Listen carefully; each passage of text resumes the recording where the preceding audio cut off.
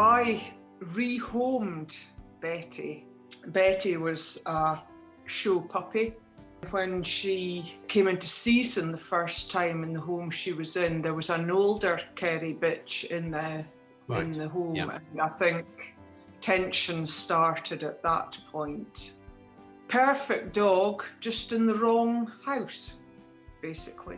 And now in the right house. She's not perfect, you know. But, yeah. I'd had in mind a bit of a challenge to myself at that point, and I thought, well, why not do it to raise some funds for the rescue? So the challenge that year was, just because they'd finally managed to link up paths that circumnavigated Loch Ness. It was supposed to be about 76 miles, and I thought, I wonder if I could do that in 24 hours. We arranged to do it and got some sponsorship and people supported me, and it was really good because I was able to do a live feed showing my progress as I went round the loch. So it actually turned out to be 82 miles and I did it in 26 hours. Was that a nice summer or was the weather bad with that one? It was actually a perfect 24 hours. And well, I got absolutely soaked the first hour and a half. Of course. Then the rain went to kick things off. Yeah. Betty just did certain legs of it. She didn't do the whole thing, obviously. I was going to ask, yes. I didn't feel that was fair on her. I think it was in 2019 as well that I read a report in the paper. There was a bit of a thing about this former soldier who'd completed his Munro round of 282 Munros with his dog, a Springer Spaniel. And I'd already done a few Munros, not many, but a few. And I thought, God, that would be good fun to do with Betty. The really difficult ones are the ones on Skye because, well, the In Pinn, if you've got no rock climbing experience, you need a guide. You can't do it on your own. So we booked it for May last year. And of course, COVID happened. It was a beautiful week, not a cloud in the sky. Yeah. But anyway, we booked the same week this year. Of course, completely different weather. They are basically mountains in Scotland over 3,000 feet. Ben Nevis is the highest, obviously, in the UK, but it's also the highest Munro. So we're working our way through. Betty has now done 53. Wow. I've done 61, so I'm having to redo some so that she catches up. I mean, she's a very fit, strong dog, but the main concern, and particularly on Skye, was her feet, because the rock there, it's basically just bare rock, and it's this rock called Gabbro, which is very grippy. It's great for mountain climbing, but it's obviously very abrasive. And, yes. But she was actually great. She did get a couple of little cuts. We saw, little spots of blood in the snow, but within minutes it had closed up again, possibly because of the snow. And she wasn't lame or anything like that, so. Right, good. Yeah, arrived at the campsite, got the tent pitched. Of course, no phone signal at the campsite at all.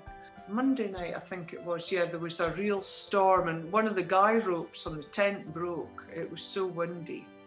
And I didn't sleep well that night at all because, I could hear the tent flapping and the rain battering and everything. The support, it really did, I was doing it for my pleasure too, but to know that other people were enjoying seeing the pictures and the videos and were supporting us and, keeping us going, it was great. It really was. I mean, in some ways, although the In Pinn is the Munro on Skye, the day I got the real buzz actually was doing Bla Bheinn on the Saturday, the day before. Yeah. Betty and I, we did it ourselves because my two neighbours hadn't arrived by that time.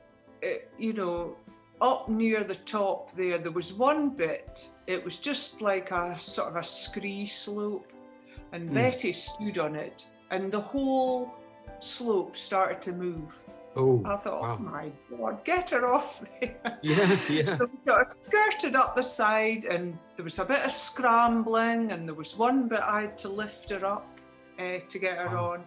And we met a few folk going up and said, oh, you taking this dog out? Oh, good on you. And of course, they all admired her outfit that she was Oh, she looked fabulous. And I just got such a buzz when we got to the top, because it was such a super view. And I thought, we did it on our own, you know, great sense of achievement. We didn't expect to do the In Pinn on the first day, because normally you do another walk the first day just to sort of get yourself bedded in. But because of the weather forecast, they said, right, we're going to do the In Pinn today. And I was thinking, God, so right in at the deep end here. So, and then of course, we weren't sure how we were going to get Betty up. Andy, the guide, had the biggest rucksack. So we popped her in that and she sat in it fine. She was absolutely no problem. She just had her head sticking out, quite the thing. I tried lifting her, and yes, I could carry her and what have you. But because I'd not done any rock climbing before, I went down to the bottom and looked up and I thought, there's no way I'm going to get up there with her on my back. So anyway, as I was going up on my own with Andy, he said, I'll take your dog up. He says, I'll come back and take her up, he says, because I know how important it is to you, and you know, because it's for the charity and everything. The guides, they free climb. They're not tied to the rock. Oh, my goodness. Yeah.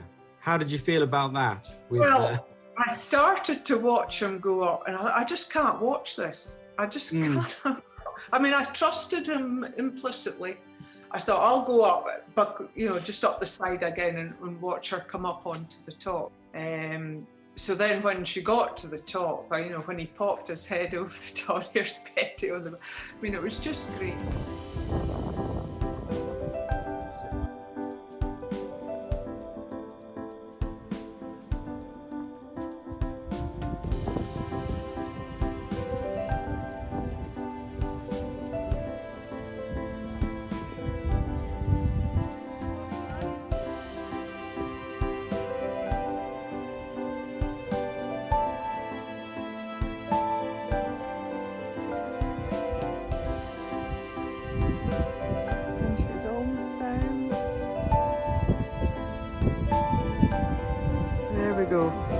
But I did regret not taking her up myself.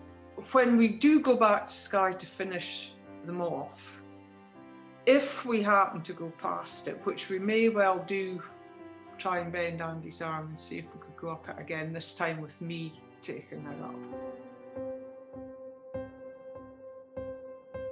I feel it's really important to push yourself all the time.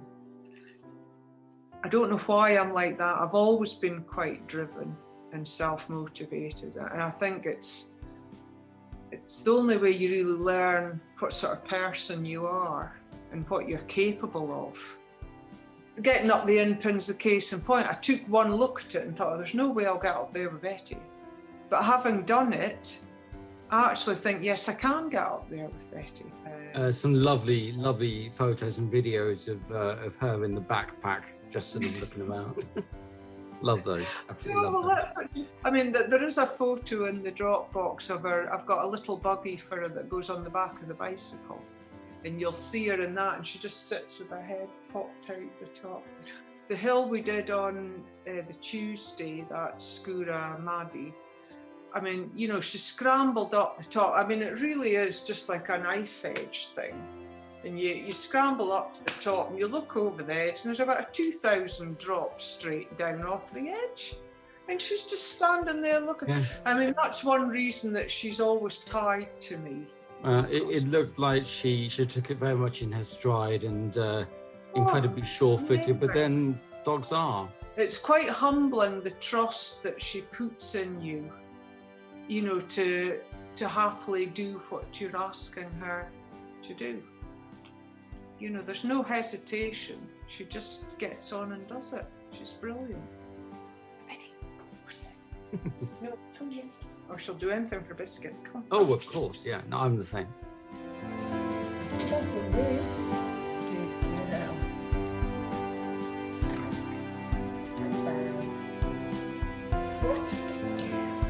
Well, it's been an absolute delight to chat with both of you today, and you're looking very fresh-faced following your big adventure, and we'll very much look forward to following you on your next one. Thank you very much for joining me today. Thank you.